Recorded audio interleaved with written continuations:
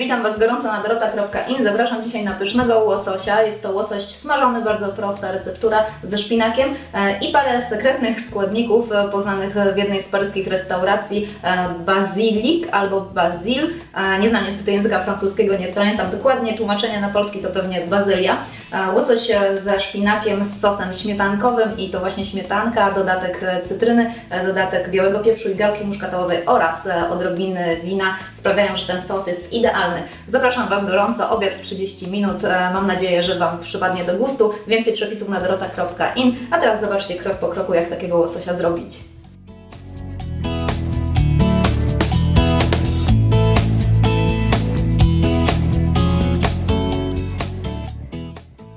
Przygotowanie mojego łososia zacznę od przygotowania najpierw szpinakowego sosu. Pokroiłam już drobno cebulę i czosnek. Najpierw lekko zeszklę cebulę, a dopiero potem, kiedy cebula się zeszkli, dodam czosnek, żeby wszystko równomiernie się przypiekło. Teraz czas na szpinak. Szpinak wcześniej sparzyłam wrzątkiem, zalałam go po prostu 1 litrem wody z czajnika i odcisnęłam. Ja co prawda smażę taki w całych listkach, ale można też wcześniej go po sparzeniu i po odciśnięciu pokroić, a można też potem rozwalić go trochę łopatką.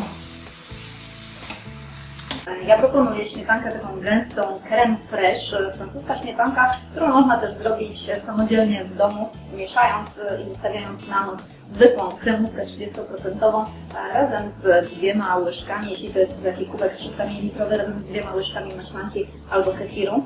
A ja jeszcze dodatkowo mam tutaj wlane pół szklanki białego wytrawnego wina. To taki mały sekret z francuskiej, paryskiej restauracji bazylii.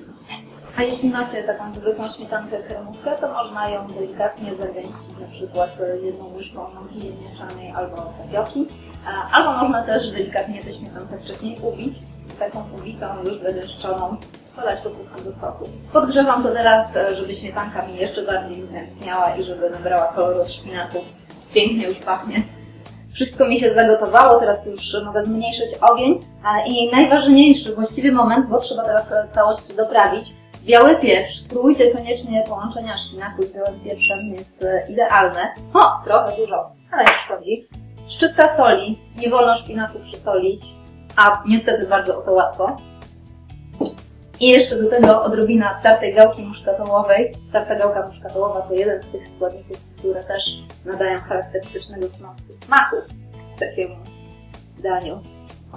Na koniec jeszcze do tej gałki muszkatołowej trochę soku z cytryny i to też jest jeden z tych składników, które warto jest dodać, dlatego że całość nie będzie dzięki cytrynie mdła. Można teraz zamieszać i odstawić na mniejszy ogień i można zacząć smażyć łososia. Łosoś mi się moczył już wcześniej przez kilka godzin w zielonej herbacie, w takiej zimnej, po prostu go zanurzyłam. A teraz jeszcze skropiłam sokiem z cytryny, przyprawiłam solą i białym pieprzem i to w zupełności wystarczy. Klarowane masło i smażenie. A jak smażyć łososia też już Wam pokazywałam w moim osobnym filmiku. Przypomnę, 4 minuty na sporym ogniu, jedna strona i potem około 3 minuty druga, będzie przysmażony z wierzchu, a miękki w środku. Mój łosoś już jest gotowy, teraz jeszcze tylko nałożenie na pozostałe składniki, które już mam przygotowane dekoracyjnie na talerzu. Polecam gorąco ze suchymi ziemniakami, a mogą być w formie puree albo po prostu ugotowane. Będzie prezentować się bardzo ładnie. A oczywiście można też na przykład z ryżem, a nawet z makaronem. Mam nadzieję, że uda Wam się równie pięknie jak mój. Nie mogę się doczekać, żeby spróbować. Wygląda bardzo apetycznie, a nie ma tu miejsca na desce. Dzięki Wam serdecznie za uwagę. Zapraszam po więcej przepisów na dorota.in. Życzę smacznego.